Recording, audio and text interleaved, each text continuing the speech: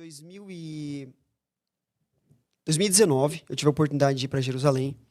E aí, um rabino, talvez ele era um rabino, ele fez o bar mitzvah, o meu bar mitzvah lá, porque no judaísmo o bar mitzvah é feito, né, com os 13 anos, você já deve saber.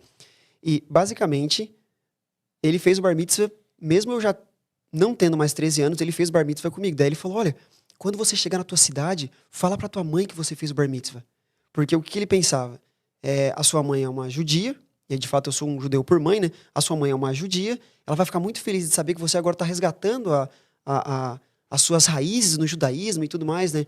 Enfim, a minha mãe não fazia ideia do que era bar mitzvah, né? Eu fui a pessoa de fato usada. Hoje os meus pais fazem parte da mesma comunidade onde nós fazemos parte, né? Eu e minha esposa. Então eu de fato fui essa pessoa que foi usada para trazer essas raízes dentro da minha família. Interessante. Que massa. E como é que foi para a sua família? Assim, lá atrás, né? Os primeiros momentos que você decide ir e se juntar à comunidade e tal. É bem estranho, né? Porque grande parte da minha família cresceu nesse ambiente religioso juntamente comigo. Então, para minha família, primeiro, é muito comum, né? Aqui no Brasil a gente tem às vezes uma mentalidade dessa. Quando uma pessoa muda de igreja, a gente já pensa que a pessoa desviou, né? Ele não tá mais crente, por exemplo. Só pelo fato, às vezes, de mudar de uma placa de igreja, né? E eu não estava mudando só de vamos supor, uma placa de comunidade. Eu estava indo para uma cultura completamente diferente. Então, nos primeiros momentos, a galera achava que eu era muito fanático. Até muito fanático, fica falando só de Deus, de Yeshua, esse negócio todo. Mas depois de um tempo, eles perceberam que eu não ia mais sair daquilo ali. E aí, então, eles precisaram aceitar. Foi basicamente isso. Entendi.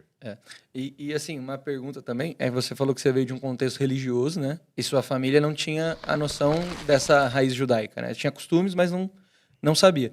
Quando você começou, teve algum tipo de problema, assim, da sua família em olhar e falar assim, você está mudando, sei lá, de religião ou algo do tipo? Porque muitos cristãos mais religiosos, que não têm tanta informação, tanto conhecimento, acaba tendo muito enraizado uma teologia da substituição também, né? Tem então, muito antissemitismo.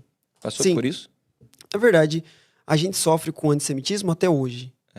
Essa é a verdade. Eu lembro de uma situação que eu estava, há muito tempo atrás, eu era fotógrafo de casamento, e eu estava no casamento, e estava usando o meu tzitzit, e aí chegou um cara, que ele fazia parte de uma comunidade judaica ortodoxa, e aí ele falou assim, você é judeu? Eu vi que você está usando o seu tzitzit.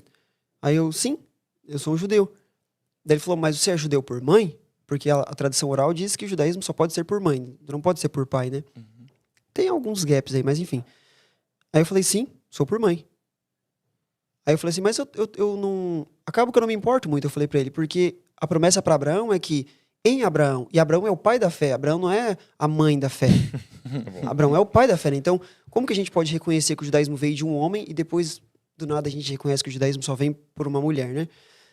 E aí eu falei, mas eu não me importo, porque Deus falou para Abraão que nele, em Abraão, seriam benditas todas as famílias, todas as nações, todos os povos da terra. Não é só os judeus, ou não só os gentios, mas todos os povos da terra, né? E quando fala todos os povos da terra, eu entendo que é todos os povos da terra. Ele deu um passo para trás e falou, mas tu é messiânico.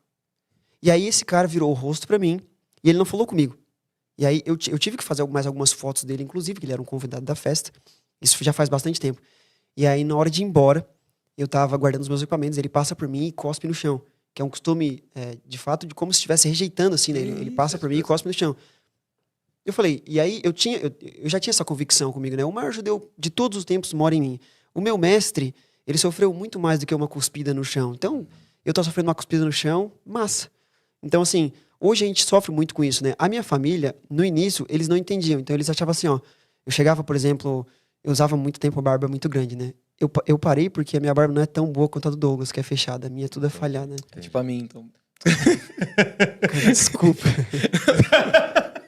Foi indelicado. Era uma dica pra separar. Eu acabei de... É uma dica. Eu já percebi que eu vou tirar também. Meu Deus. Me perdoa, irmão, Arthur. Vamos fazer só esse corte, já anota esse pedaço pra mim, por favor. A gente tem que fazer corte com o podcast também, né? Praticamente. Mas, basicamente, a família chegava e falava assim, você não vai explodir nada aqui não, hein? Tipo, o pessoal brincava assim, né? O próprio fotógrafo do nosso casamento, ele falou assim, que não tem nada a ver com os judeus isso, né? Sim, exato. O próprio fotógrafo do nosso casamento falou assim, seria legal se vocês, na hora depois da festa, eles se saíssem de dentro de um bolo e explodissem o bolo. Não, cara, eu acho que não. Acho que não, seria legal. Eu acho que tá se confundindo as coisas. Então a minha família tinha um pouco dessas brincadeiras e tal. Mas principalmente depois que eles me viram na internet, eu acho que minha família começou a aceitar mais o fato deles depois terem visto eu ter algum tipo de voz na internet, né? Ter algum tipo de alcance. E eles começaram a talvez dar um pouco mais crédito do que quando eu ia nas festas de família comer o kippah, comer o tzitzi. Talvez achavam que era só mais uma moda que eu tava inventando na família.